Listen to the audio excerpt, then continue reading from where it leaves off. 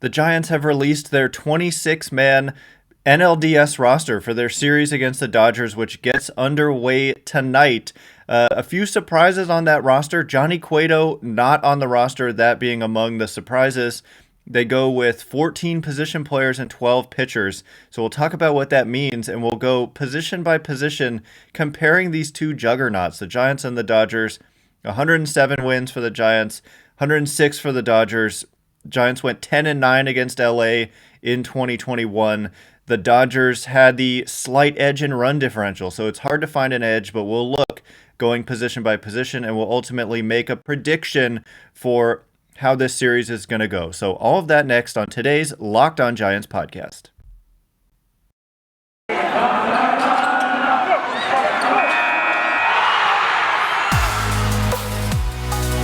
You are Locked On Giants, your daily San Francisco Giants podcast. Part of the Locked On Podcast Network, your team every day.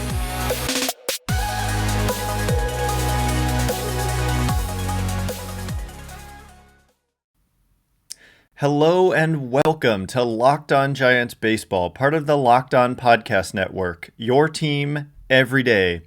My name is Ben Kaspick, and on this show we provide daily episodes Monday through Friday talking about the San Francisco Giants in a way that's data-driven and rational, but also simple, passionate, and accessible to all. I'm a former contributor for the baseball statistics and analysis websites Beyond the Box Score and Rotographs. I've been podcasting about the Giants since 2015, and I'm a lifelong fan. Thank you so much for making Locked On Giants your first listen every day. We are free and available on all platforms, which now includes YouTube, so thank you so much for checking us out there. This episode is brought to you by Spotify Green Room. Download the app and join me at some point this weekend to get in on the action. And coming up on today's show, as I said, we're going to talk about the Giants releasing their 26-man roster, the surprises that exist on that roster, if there are any, and what it means that they're going with 14 position players, 12 pitchers, and then we're also going to go position by position, looking for an edge between these two teams that have been so tight and close this season, and really for the last almost decade, they've been neck and neck, even though the Dodgers have been pretty dominant against everybody else. So we'll talk about that. The numbers really, that, you know, that's not just me saying that. It's actually true. The Giants and the Dodgers, I'll just say that now. It's kind of a great way to open and to prepare for this series. Since 2013, which is when the Dodgers first went on this run, first started this run of dominance and first won the National League West and, would go on to win it 8 consecutive years. They have played the Giants 162 times, so exactly a full season's worth of games. And they're 82-80 against the Giants, and they're almost 300 games over 500 against everybody else. And so it's unbelievable how they've played each other. They've played so close to, the same record against each other. And then the Dodgers almost literally 300 games over 500 against the rest of Major League Baseball. So it's just been the story that for whatever reason, these teams have played tight, close, competitive games. So as we go further into today's show, we're going to try to figure out who has an edge here. A lot of people, in the national media will tell you that it's just Dodgers, no question. But really, as we'll look and see, there's a lot, it's a lot closer than people would think. And we know that. I mean, the Giants won 107 games, for crying out loud. Of course they're a good team, and of course this is a tight, close series on paper. So anyway, we'll get into that in a minute, but I do want to talk about the playoff roster, the National League Division Series roster for the Giants being announced today, and the surprises on that roster. So the big one, I guess, is that Johnny Cueto is left off. I don't know how much that's a surprise as much as it's just noteworthy. It's not really a surprise because he wasn't going to be in that starting rotation. He's not among the 4 best starters on the Giants, and you're not going to go with a 5-man rotation in a series like this because of the built-in off days. Yes, it's possible you go 5 games, but there would be 2 off days before a game 5, so there's no need to pitch your 5th best starter you'd much rather loop around and go to the front end guys, Logan Webb and Kevin Gosman, instead of going to a back end guy. So that's pretty obvious the way that works. And then, their bullpen, Cueto hasn't been a bullpen guy all season except his last appearance coming off the injured list. He made a quick little bullpen appearance and it went fine, but the issue is they have a bunch of other good relievers, and Cueto's role would be kind of long relief, and the Giants are hoping and thinking that they're not going to need that. And I understand that, again, with the built-in off days in a series like this, there's going to be an off day on Sunday for sure, and then if it goes 5, there would be an off day on Wednesday as well. And so, if a starter has to leave early and if they have to cover some innings, they believe they can, be fine because they would have the off day for guys to rest.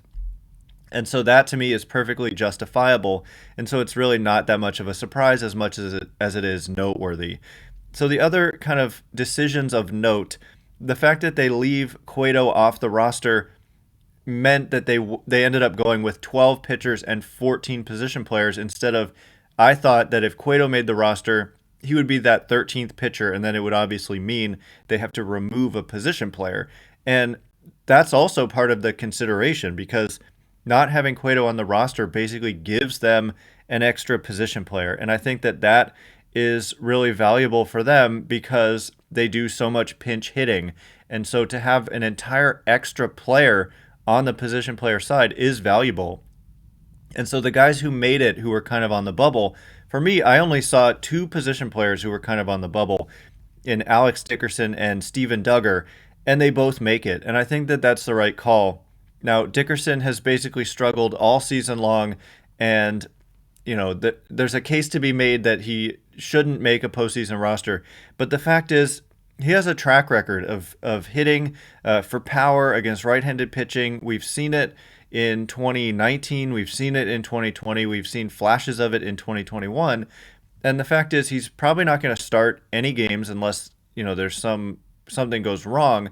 But off the bench, just to be able to have a guy who you can go to when the alternative is nobody, right? The alternative is maybe you run out of position players and you have to send up Kurt Casale as an example, the last guy off their bench maybe, against a tough right-handed pitcher, maybe Blake Trinan, maybe Kenley Jansen, in a big spot late in a game with runners on base. The alternative is right on right and your backup catcher versus Alex Dickerson, who maybe is struggling this season, but also has that track record of being able to come through and hit for power and be a factor in those types of situations. So I think that that's a real benefit. And then, of course, Steven Duggar also makes this roster, and we know what he can do. And he can go in for defense. He can go in for base running if you need, if Wilmer Flores gets on base and he's the tying run in the 9th inning, and you want to make sure you have someone fast out there who can score on a ball in the gap, you've got Steven Duggar. So I think this is the best roster that they could put forward. And it's noteworthy, too, that the Dodgers went with the same thing, 14 position players and 12 pitchers. So coming up next, we are going to go position by position, looking at which of these two teams has an edge at each position, and then ultimately we will make a prediction for this upcoming series, which I just cannot wait for it to get started tonight. But before we get into that, did you know that Built Bar has so many delicious flavors? There's really something for everyone. When you talk to a Built Bar fan, they're definitely passionate about their favorites. If you don't know the Built Bar flavors, well, you're missing out. Coconut, cherry, raspberry, mint brownie, double chocolate, salted caramel, strawberry orange, cookies and cream, German chocolate. You want to know what my favorite flavor is? Well, it's almost impossible for me to choose. Raspberry, though, is just a really great flavor to me. And what's great about it is it's coming in with, a ton of protein, 17 to 18 grams, and also only 4 to 5 grams of sugar. And that is so important to me. It's important that these bars are healthy, and they absolutely are. Go to BuiltBar.com and use promo code LOCKED15 and you'll get 15% off your next order. Use promo code LOCKED15 for 15% off at BuiltBar.com. NLDS.com. All right, as promised, we are going to go position by position, comparing these two juggernaut teams. Man, this is such a great matchup. It is a little unfortunate that it's in the division series and not the championship series. Even Evan Longoria said that in his, playoff meeting with the media yesterday, that, maybe MLB needs to look at this and make some changes, because it's a little bit unfortunate that one of these teams is going home after the first round of the playoffs. A little bit unfair would be maybe the word to use. Anyway, thanks again for making Locked On Giants your first listen every day. A reminder that we are free and available on all platforms, including YouTube. So anyway, I was inspired to do this by Mike Petriello of MLB.com, going position by position. And Mike is really good about, he's not one of these people I've been complaining about over the last few days, one of these national analysts who is just like, oh, the Giants. I put something out on Twitter yesterday from The Athletic, and it was a National League player giving his take on this upcoming series. And man, was that a bad take that the player had. He was saying that the Giants don't have any power outside of Chris Bryant. And he was saying that he's happy that the Giants had a good season because it shows that the old school way of playing baseball, just not striking out, putting the ball in play, and manufacturing runs, still has a place in today's game. What? Nothing could be further from the truth with this Giants team. They led the league in home runs, and they led the league in percentage of runs scored via the home run. So how does that team not have any power, and how does that team manufacture runs more than other teams? I mean, yes, runs are always good. I'm not saying manufacturing runs are bad. If the alternative is no runs, great, manufacture away. But also, the Giants hit for power. And so that guy is clueless, even though he's a current player. But anyway, the point of all that was to say Mike Petriello is a national writer for MLB.com, and he gets it, though. He understands the Giants. And if you read his position-by-position breakdown of the Giants and Dodgers, he's spot on with everything. The one complaint is about the bullpen, and we'll talk about that when he gets to that. But we'll go through what he said, and I'll tell you if I agree or disagree. I also just want to quickly mention, I know that I said yesterday we would be talking with the host of Locked On Dodgers today. We were unable to align on a time that worked for both of us, and so obviously we were unable to do that. But that's just, to quickly explain why today there's no crossover with Jeff Snyder from Locked On Dodgers. Anyway, without further delay, position by position, Giants and Dodgers, NLDS matchup. Wow, so excited. Catcher. It starts off with a bang. I mean, these two teams may have the two best catchers in the game right now, Buster Posey and Will Smith. Now, Mike Petriello gives the small advantage to the Giants, and I think that that's fair. The stats that Petriello points to are Posey's 140 OPS plus compared to Will Smith's 130. Now, I usually use weighted runs created plus. They're similar. They're similar metrics. So I assume that Posey has the slight edge in weighted runs created plus 2. And yeah, I mean, it's hard to argue with this. I think it's kind of a toss-up. Both teams have really good catchers behind the plate. Posey has that, veteran experience and leadership. I don't know. Maybe he can come in and calm a pitcher down slightly better than Will Smith. I have no idea. But Petriello also points out that Posey is a better framer. And I think that can make a huge difference, especially considering some of the umpires in this series. Angel Hernandez, I don't know if he's going to be behind the plate at any point calling balls and strikes, but he's notoriously one of the worst umpires in the game, just to be frank about it. And somehow he gets a postseason series. I really don't understand that. He's kind of widely viewed as one of the worst umpires in the game, and his strike zone, man, he makes some bad calls sometimes. So framing is always a big deal in any individual game, and you never know in a big spot if framing a pitch can be the difference between a win and a loss. And so anyway, yeah, these are two great catchers, but I'm a little biased. I probably will be at most of these positions, but I'll give the edge to Posey as well. The one thing is that offensively he did kind of cool down the stretch in the second half of the season, but he had that big game 162, couple of huge hits, particularly his first hit of the game scored the first runs of the game with 2 outs. So if Posey can get it going, that would just be a huge boon to this Giants team. Now moving on to first base, this is a really interesting position for these two teams because both teams lost their star level first baseman. Max Muncy injured his elbow, dislocated his elbow in kind of a gruesome collision in game 162. And like Brandon Belt, they're hopeful that maybe he can come back later in the playoffs. But of course, Brandon Belt broke his thumb a couple weeks before the season ended, or about 10 days before the season ended. So very unfortunate for both teams. These are two of the better players on both rosters, and both teams don't have those players. So what the Dodgers are going to do is a platoon of Albert Pujols and Matt Beatty. And that's actually not a guarantee. I would say that it's possible that we see Cody Bellinger at first base and Gavin Lux in the outfield. That's just me. Mike Petriello here says it'll be Beatty and Pujols.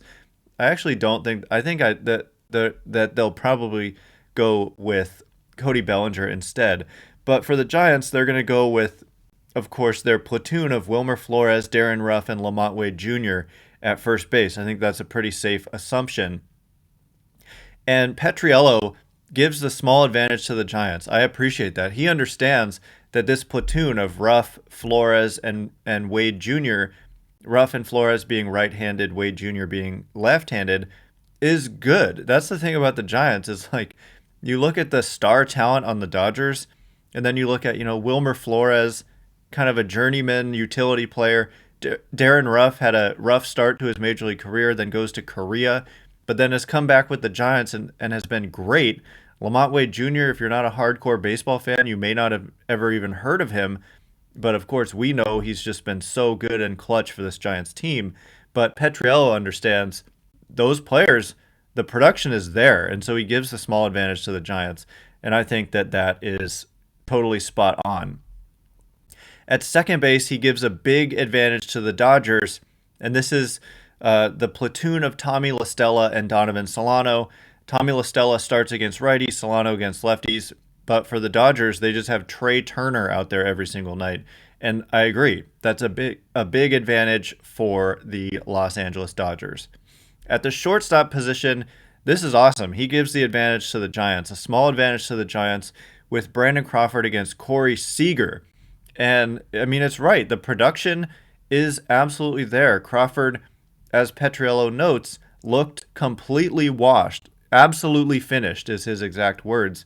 And then he worked hard to revamp his swing, had a better 2020, and then an explosive 2021 with a 141 OPS plus. Corey Seager, obviously a great player. Petriello notes that the offense is kind of similar right now, and Crawford is a better defensive player. And man, can we attest to that. Crawford has been so good defensively in his entire career, but really he looked to be declining in that area as well. And then he's turned that around and he's just been a difference maker defensively this season. And so, man, can you imagine a couple years ago saying that Crawford would have the edge over Corey Seager in a competition at a position in a playoff series? I mean, obviously in any series, anybody can perform better than anybody else, but I'm talking about previewing the series, saying Crawford is better than Seager. It did not look possible a couple years ago, but that's how much Brandon Crawford has improved. And so, huge credit to him for doing that. And the small advantage going to the Giants, I would say it's kind of a wash, but defensively, I've seen Seager make some mistakes down the stretch and even in the wild card game. I believe either in the wild card game or game 162, he's made some mistakes, and that could be the difference, the defense that these teams get out of the shortstop position. I mean, it could make the difference in any one game. And so, yeah, I'll give a small advantage to the Giants as well, I guess. So anyway, coming up next, we are going to continue to look through third base, outfield, and then pitching. And then ultimately, I'm going to make a prediction for what I think is going to happen in this series, which of course gets underway tonight. But first, we're back and better than ever. All eyes are on the gridiron as teams are back for another football season. As always, BetOnline is your number one spot for all the pro and college football action this year. With a new updated site and interface, even more odds, props, and contests, BetOnline continues to be the number one source for everything football. Head to the website or use your mobile device to sign up today to receive your 50% welcome bonus on your first deposit. Don't forget to use our promo code LOCKEDON to receive your bonus. From football, basketball, boxing, right to your favorite Vegas casino games, don't wait to take advantage of all the amazing offers available for the 2021 season. BetOnline is the fastest and easiest way to bet on all your favorite sports. BetOnline, where the game starts. All right, as promised, we are going to continue to go position by position, comparing these two great teams, and then ultimately we're going to make a prediction for how it's going to go. Now at third base, I think this is a pretty easy call. The advantage goes to the Dodgers, who have Justin Turner, where the Giants have Evan Longoria. Longoria, stabilizing presence defensively, but has kind of fallen off offensively over the last month plus of the season. And so it's an area of possible weakness for the Giants. They really need Evan Longoria's bat to contribute in some type of way. The Dodgers are going to throw out, of course, Walker Buehler tonight, as we'll talk about the rotations in a second. I think Longoria has a better shot when there's a lefty on the mound, and the Giants will see Julio Urias in Game 2 of this series, so maybe that's where Evan Longoria makes his impact. But to me, a critical part of these types of games are, if Longoria or Posey, some of these right-handed hitters come up against a right-handed pitcher with guys on base, can they get the ball in the air? Because for Longoria and Posey, when they're pulling the ball on the ground, that is never a good sign, and it's an easy double play opportunity for the opposition. So that's what I'm looking for. Longoria is kind of at his best when he's driving the ball in the air, including to the opposite field. So that's what I'm looking for. And, Justin Turner is just really, really good, and the Dodgers clearly have the advantage there.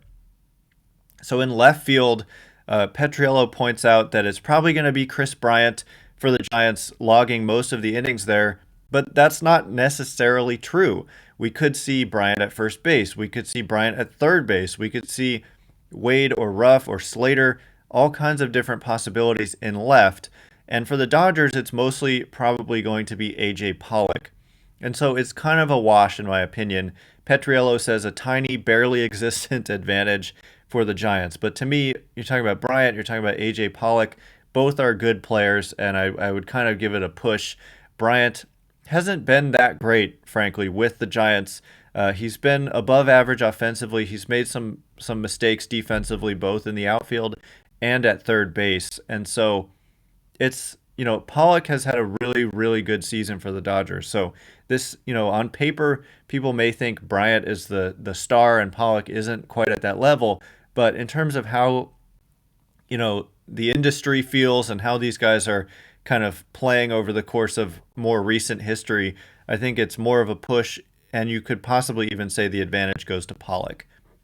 So anyway, moving on to center field, it's a possibility that we're going to see Cody Bellinger. It's a possibility that we're going to see Gavin Lux. And with the Giants, it's kind of a similar story. Didn't even mention Chris Taylor is a possibility.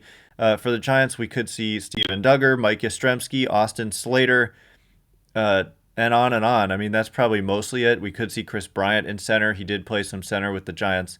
So it's hard to say, who has the advantage at this position, because it's going to be any number of guys.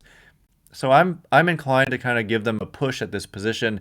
Cody Bellinger has had a miserable 2021 season, as Petriello points out, a 45 OPS plus, and he won the National League MVP in 2019. So he's really fallen off. He had an injury in the postseason last year, and apparently that's been part of his struggles coming back from that.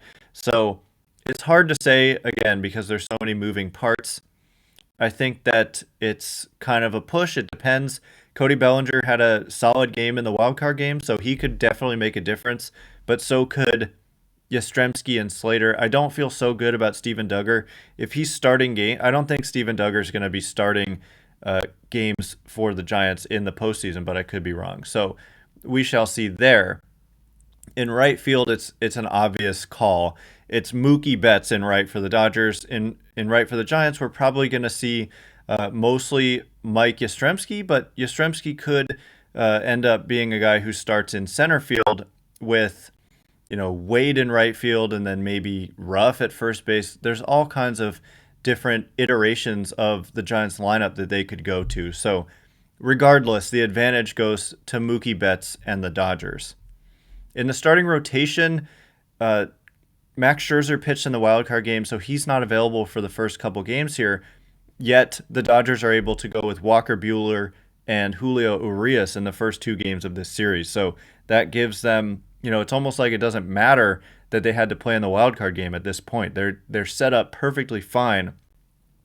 And that's why winning at least one of these first 2 games is critical, because in game 3 it's going to be their best in Max Scherzer against your third starter, who would probably be Alex Wood.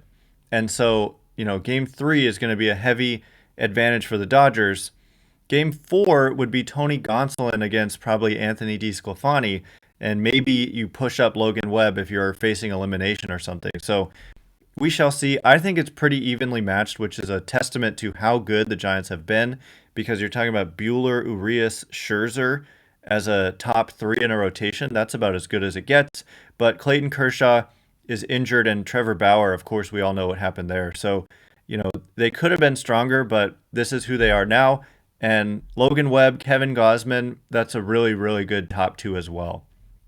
So, if anyone has an advantage, I can't say the Giants have an advantage. If anything, it's even, but it may advantage Dodgers, but it would be slight. In the bullpen, this is like the one area where I had a little bit of a gripe with Petriello's analysis, because he just said the Giants had the Giants led the majors in ERA in September by their bullpen.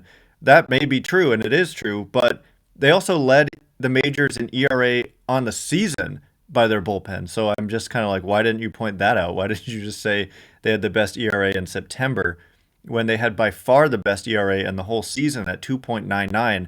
But second place was the Dodgers. So the Dodgers have some big names, Blake Trinan, Kenley Jansen, and then everybody else is good too. And the Giants have lesser known names, but have been very effective. So just like with the rotation, I would say it's either a push or you kind of give the advantage to the Dodgers, even though the Giants had the better ERA on the season by their bullpen. Camilo Doval and Kervin Castro both make this Giants playoff bullpen, and both could be difference makers, especially Doval.